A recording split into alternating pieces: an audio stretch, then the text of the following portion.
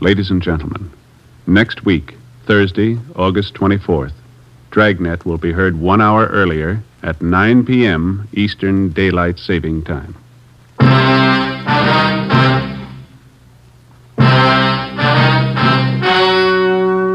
The story you are about to hear is true. Only the names have been changed to protect the innocent. Fatima Cigarettes, best of all long cigarettes, brings you Dragnet.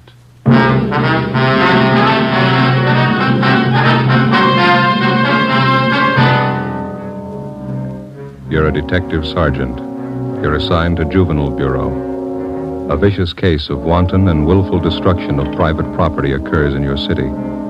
Suspicion points to a juvenile. Your job, find him. If you want a long cigarette, smoke the best of all long cigarettes. Smoke extra mild Fatima. Yes, Fatima is the king-size cigarette which contains the finest Turkish and domestic tobaccos superbly blended to make it extra mild, to give Fatima a much different, much better flavor and aroma than any other long cigarette. That's why Fatima has more than doubled its smokers coast to coast. Enjoy extra mild Fatima yourself. Best of all, long cigarettes. It's wise to smoke extra mild Fatima. It's wise to smoke extra mild Fatima.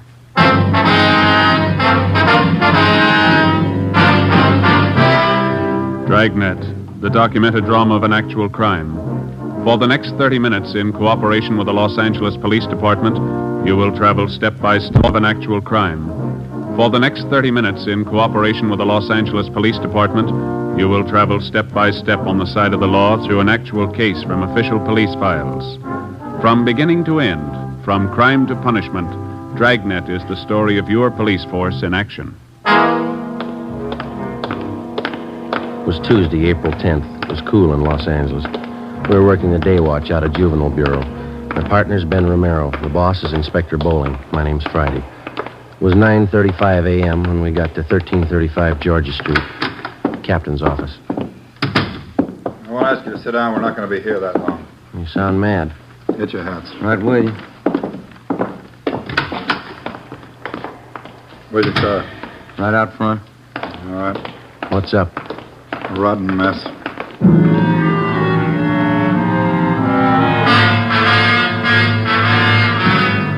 We got in the car and drove south on Figueroa till we got to West 103rd Street.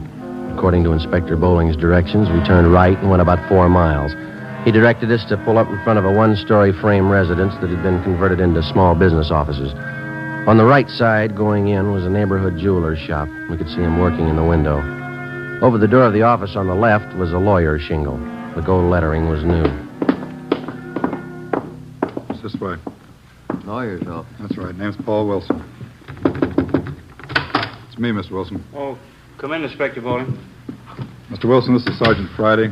Romero, juvenile detail. I'm assigning him to this case. How you do, Sergeant? All right. Sergeant. All right, look at it. Just look at it. Look at that, Joe. Yeah. Paint. It's all over everything. Look at that leather chair. It's ruined. The desk smeared with the stuff. Green paint. Yeah. Looks like they threw it on the mop, doesn't it? Rug soaked with it, the walls. Look, Joe. They even got the clock. Yeah. Take a good look. Remember it when you tag whoever did it. These your law books, Mr. Wilson? Yes, sir. I didn't have to do this. Poured paint all over them. Yes, sir. When did all this happen? Sometime last night. Found it this way when I came in this morning. Any idea who did it? That's why he called us, and we're going to find out. I don't know who'd want to do a thing like this. Just opened my office 3 days ago, just hung out my shingle. You just started practicing laws, then? Yes, sir. Graduated from Loyola University Extension Division. Been looking for office space for a long time. Was anything taken? No. It's such a dirty, rotten thing to pull. Undoubtedly a kid. That's pretty vicious for a kid. Can you think of any enemies that you might have had, Miss Wilson? No, sir. No one would do a thing like this. Can't understand it. There's no reason for it that I can think of. Crime report shows they got in the back door. Is that right, Mr. Wilson? Well, can you come back here? I'll show you. Okay. Yeah, here it is, right here. See, this used to be the kitchen when this was a flat. I was going to put a hot plate in here for coffee. Yes. You can see where they cut through the screen door. It's all right. It's been checked. Okay. Oh, yeah. Yeah, I see. Mm-hmm. Any passkey would fit the inside door here.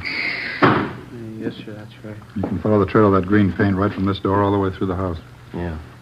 I don't know how I'll ever get it all off. You know of any cleaners that handle things like this? We're not allowed to recommend anybody, Mr. Wilson. If you have somebody in mind, we'd be happy to call them for you. Well, thank you. I appreciate it. I was going to make some calls, but I haven't got my phone installed yet. Estimated damage about $1,800, is that right? That's what I figure, yes. My law books are over $600 alone. Borrowed the money from the bank for the furniture. You haven't noticed any kids in the neighborhood? None of them around while you were moving in? No, I didn't see any. I moved everything in myself, rented a trailer, made several trips to get it all over here.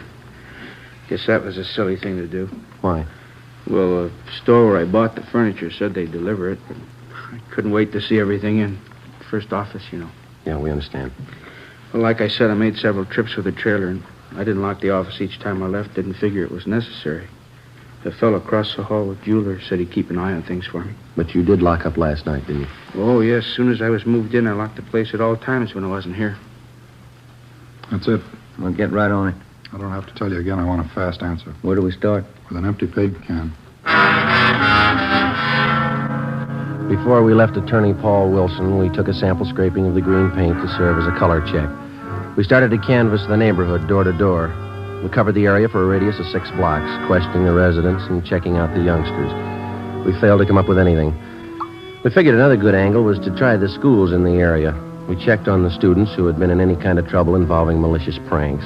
We had the principals line their students up. We looked them all over thoroughly for any evidences of paint of any kind on their person or on their clothing. The few leads we found led nowhere. After a week without success, we went back and rechecked the neighborhood, the paint stores, to see if anyone had bought any green paint, anyone they might have forgotten to tell us about the first time through. No leads. Monday, April 18th, Ben and I stopped for a Coke at a hot dog stand on the corner of 103rd and Oakview Avenue. A couple of Cokes, please. You want to help yourselves in? Yeah, okay. Here's one. I don't see any more. There's one lying on the side. No, over there by the grape. Oh, yeah. Let me get it for you. Oh, thanks. Here you are. Good.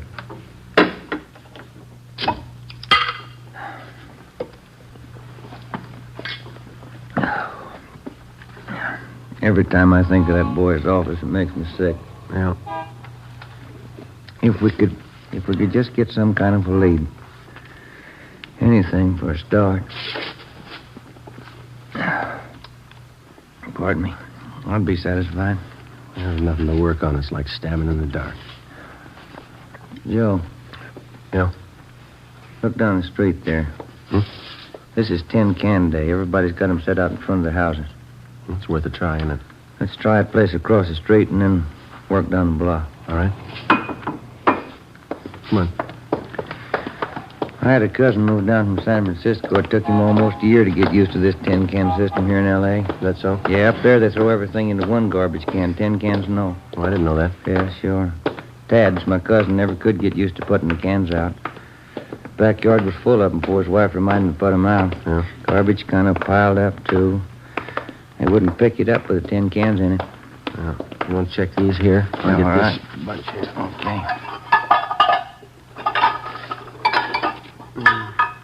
Don't see any paint cans. No, none here either. How about those down there? Okay. Let's go. I'll get this box. I wonder if this is any good. What's that? Prune juice. See a lot of empty bottles. Any paint cans? No. Let's go. That's the way it went. Block after block, house after house. We covered 5 blocks, checking the containers full of empty tin cans. Found a few paint cans, none of them the right color, or any combinations that would go together to make the right color. It was a tiring job, but we figured it was at least a place to start. Sure a lot of cans here. There must be a new bride, huh? I don't know. Did you find anything? No, not yet. How about this?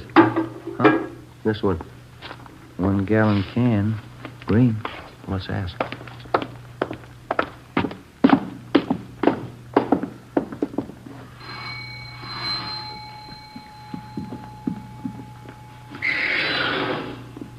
Yes? Police officers, ma'am. This empty paint can belong to you. You can have it if you want. We threw it out. Do you have any children here, ma'am? Yes, a boy. How old is he? 1 year. Would you mind telling us what this paint was used for? We just moved here. Is there any law about throwing out paint cans? Oh, no, ma'am. We're investigating the case. Just like to know what the paint was used for. Did old man Boone send you over? Beg your pardon? Mr. Boone, the man we rented this house from? No, ma'am. I thought maybe it was him. He said we couldn't do any painting inside. We don't know anything about that. You sure? I don't trust him. No, ma'am. You say the paint was used to redecorate? Yes, come in, I'll show you. Thank you.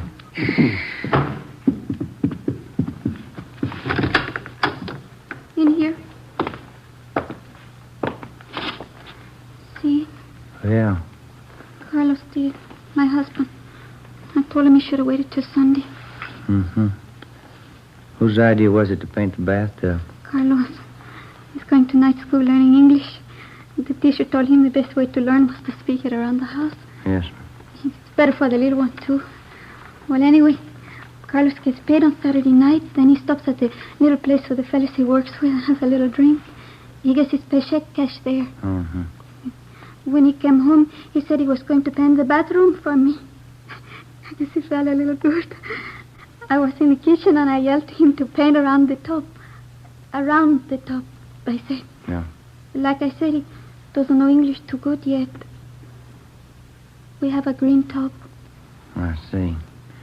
Well, thank you. He's going to clean the tub next Saturday. We use the shower. Painted that, too, didn't he? Well, thank you very much, ma'am. We're sorry to have disturbed you. Oh, that's all right. I'm worried about next Saturday night. Why's that? There's no telling what he's going to do with that paint remover.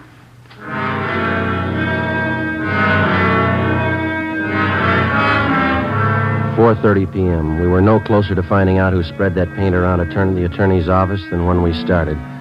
We continued checking the neighborhood, but we found nothing. A few minutes before 5, we got a call to check back in with Inspector Bowling. You do any good out there? Nothing at all. We had a little action, a new one. Now, what's that? Came in about an hour ago. Somebody poured kerosene on 3 palm trees and set them on fire. 3 trees, 3 different blocks. Yeah? Kept the fire department busy, tied up the traffic for several hours. I've sent additional juvenile cars out there to cover happened in the same general area as the paint job. Any leads? Now, anyone who would smear paint over an office might set a palm tree on fire. Same type of gag, malicious mischief. Think there's a connection between the two? Well, it's anybody's guess. Paint routine's a new one, so's the palm trees. They're both one-time only shots. Maybe the two connect somewhere along the line. Maybe. Well, it's got us stopped. We can't even find a place to begin. We've tried everything we know. Starting again tomorrow. That isn't going to make that young lawyer feel any better. Yep. Who? You take him down to the detention room? He does, huh? All right, I'll see him. Yeah, right now. 16-year-old boy out there says he's got to see me. Would you like to talk to him alone? No, it's all right. You stay. Come in. You the chief? My name's Bowling, Juvenile Bureau, yeah. Could I talk to you alone? Well, these officers work with me. Can you talk in front of them, son? I guess so. Well, come on over here. You want to sit down, son? I'd rather stand if it's okay. All right, what's on your mind? I want to confess. What do you want to confess, son? I murdered somebody.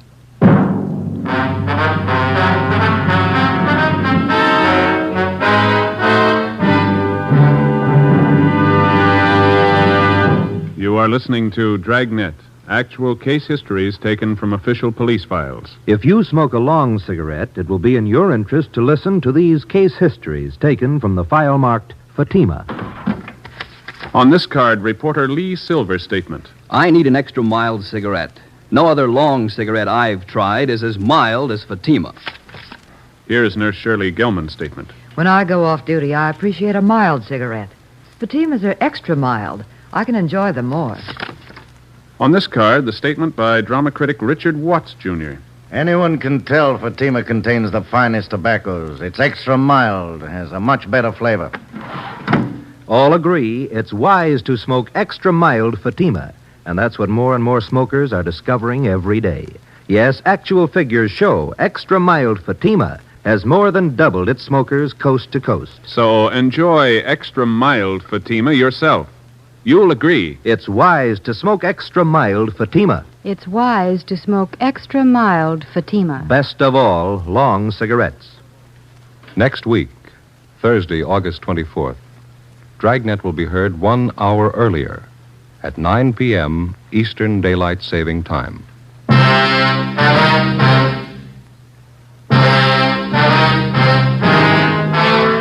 6 p.m. Monday, April 18th. The boy identified himself as Arnold Waterman. He gave his age as 16. He told us that 2 days before, at 98th Street and 2nd Avenue, he'd shot a man to death and hidden his body in the basement of a house.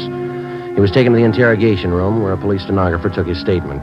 Inspector Bowling sent Ben and I out to check his story. 9:30 p.m. We drove back to Georgia Street Juvenile and went to the interrogation room. Arnold, Yes, sir? well, these two men have been out at 98th Street and 2nd Avenue checking your story. Did you find the body? No, there's no body out there. There should be. I put it in the cellar. There's no house out there. It's a vacant lot. We checked all the houses near there. You sure you killed somebody? Of course I'm sure. I stole the gun. I shot him 3 times in the back. What'd you do with the gun? I threw it in Westlake Park. Where? In the water. I rented a boat and rowed out to the middle. That's where I threw it in. Why did you kill the man? I don't know. I didn't like him. Now, look, boy, you didn't kill anybody. There's nothing to back up your story. There's not an ounce of truth in it. How do you know you haven't found the body? Just wait. You'll find him, then you'll see. I killed him, all right. Will you show us where you hid the body? Why should I? I told you can find it. These men have gone over that entire area thoroughly. There's nobody out there, and you know it. You cops are funny. When somebody won't admit a murder, you keep asking questions until they do. I'm telling you I murdered somebody, and you keep trying to talk me out of it. If we can find one shred of proof, we might go along with you. You can't be convicted without proof. How much do you need? You got my confession. I offered to sign it. They wouldn't let me. What more you need? We need a victim, Arnold. If you knew where to look, you could find it. We've looked every place you told us to. You're lying to us, huh? And why? I never liked the old man. I hated his wife. I killed her, too. I wasn't going to tell you that. Where do you go to school? I quit school to sell papers. I had to support my mother. Where's your father? I don't know. My mother wouldn't tell me. That's where I met the old man I killed, selling papers. He was my boss. None of us liked him. Nobody had the nerve to do it but me. The rest of the guys were scared, but not me. What was the old man's name? I can't think of it right now. He was your boss. He never told us his name. We just worked for him. Where'd you sell papers? I don't remember. I had to sell papers. We were going hungry. I couldn't stand to see my mother starve. Couldn't your father work? I don't know where he is. I told you that. We tried to get on relief. They wouldn't let us. I made a lot of money selling papers. After a while, we didn't need relief anymore.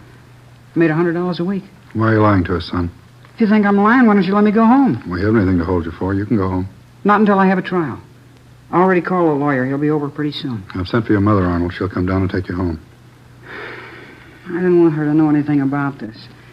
I may have to go to the gas chamber. It'd make her feel bad. You shouldn't have called her. It's no use. Let's go back to the office. His mother ought to be there by now. All right. Romero, you want to stay with the boy? Right. You better go out and find that body. Come on, Joe. I killed that old man. You can't say I didn't.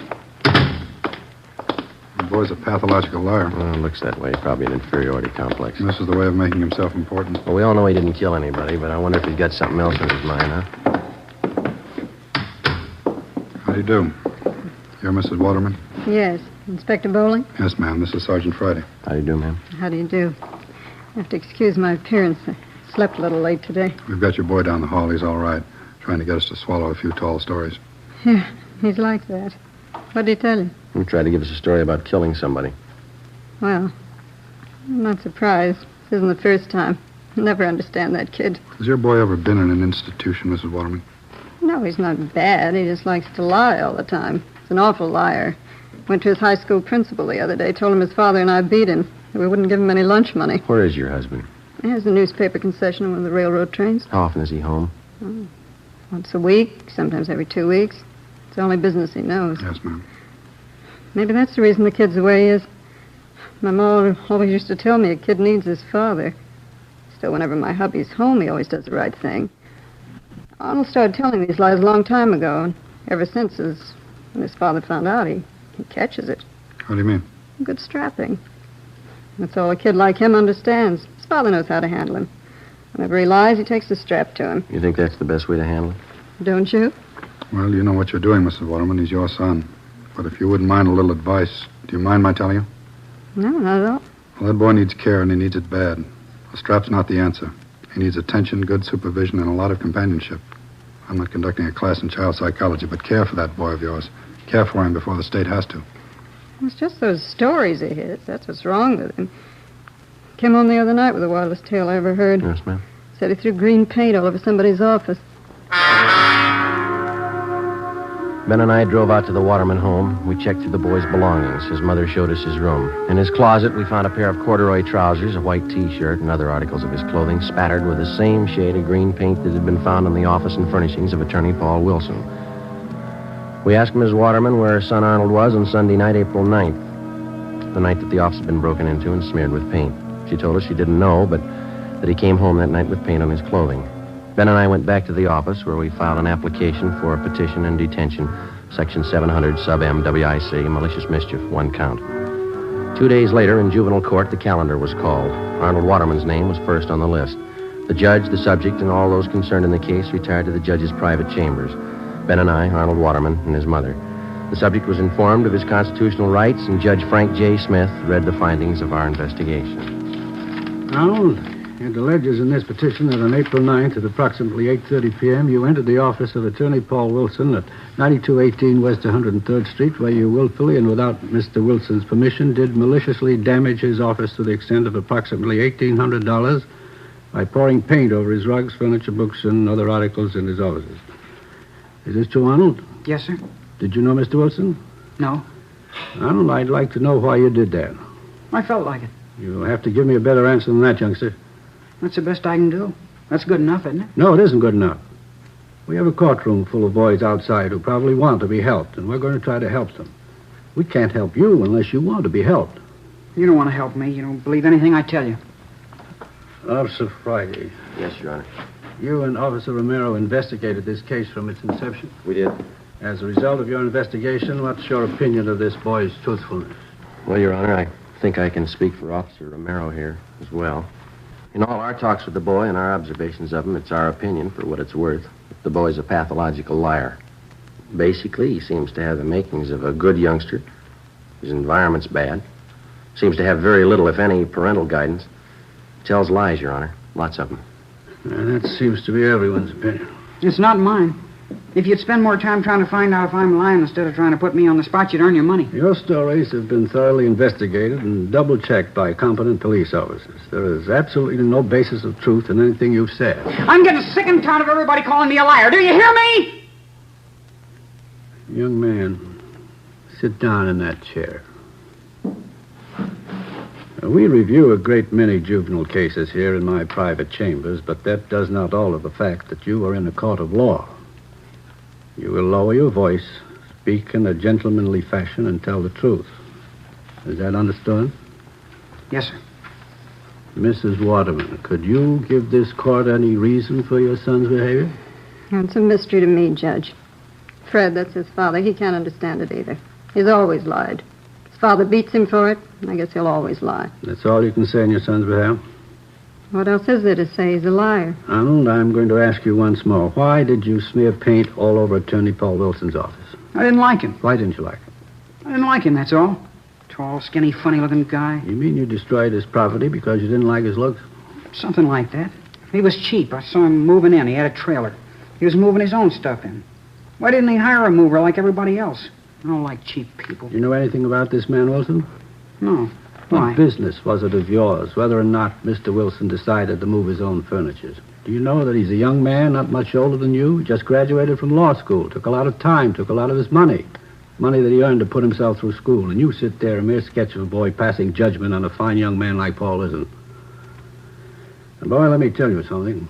I don't know if you're a God-fearing lad or not, but you'd better fall on your knees and ask forgiveness and hope that somebody hears you, that he hasn't lost patience with you. You better raise up those sights of yours, lad, and pray for forgiveness. I hope those tears mean something, Arnold. Now, do you have anything to say before I pass judgment on this case? Yes, sir, I have. I'd like to tell you about something else I did. There were some palm trees out there. I put kerosene on them and set them on fire. Last Friday, would you know anything about this? Yes, Your Honor. That checks with the reports. Any property damage? No, Your Honor. Kept the fire department pretty busy, that's about all. I didn't kill anybody. I just made that up. Yes, we know, Arnold. Do you have anything else to add, Mrs. Waterman? No, I don't know what else you can do with a kid. I'm glad it's somebody else's problem. According to the findings of the probationary officers and the investigating officers and what I've heard and observed in these chambers, I have no alternative but to remove this boy from his present home and environment and place him in a foster home where he will receive closer supervision and the care that he requires. Does that meet with your approval, Mrs. Waterman? It's fine with me, Judge. Fred and I can hardly make ends meet now, and it's a shame to waste what money we have on this kid. It's all I can do to squeeze out the new clothes I need. Then you approve this plan? I can't wait to tell Fred.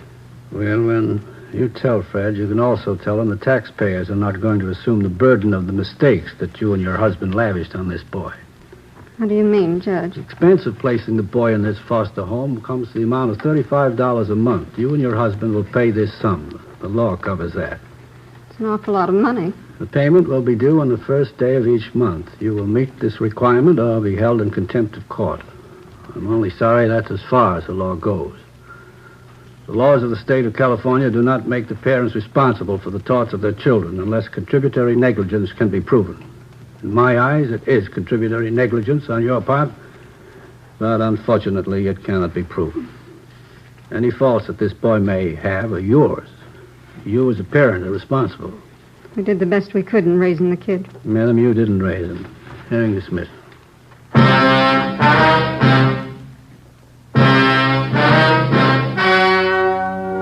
The story you have just heard was true. Only the names were changed to protect the innocent. On April 18th, the hearing was held in the private chambers of Judge Frank J. Smith, Juvenile Court, City and County of Los Angeles, State of California. You have just heard the results of that hearing. And now, here is our star, Jack Webb. Thank you. The working detective in the process of apprehending criminals devotes his full time and energy to the job. His alertness, intelligence, and a great amount of patience. So with a cigarette. The makers of Fatima cigarettes employ these same qualities in blending the finest Turkish and domestic tobaccos to make Fatima extra mild. Best of all, long cigarettes. Now, if you're a long cigarette smoker like I am, then buy Fatima. You'll find, as I have, that every pack is extra mild. Smoke Fatima.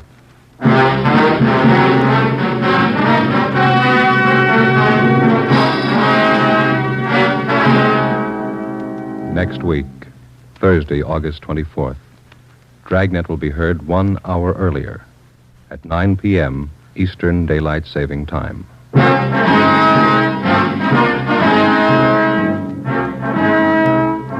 You have just heard Dragnet, a series of authentic cases from official files. Technical advice for Dragnet comes from the Office of Chief of Police W.A. Parker, Los Angeles Police Department.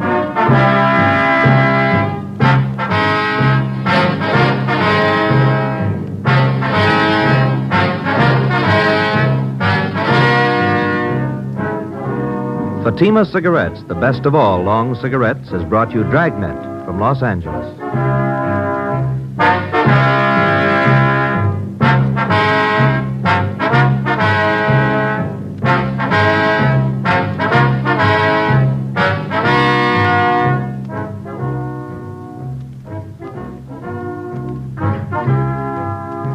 Now hear Sarah's Private Caper. September 7th, it's Father Knows Best on NBC.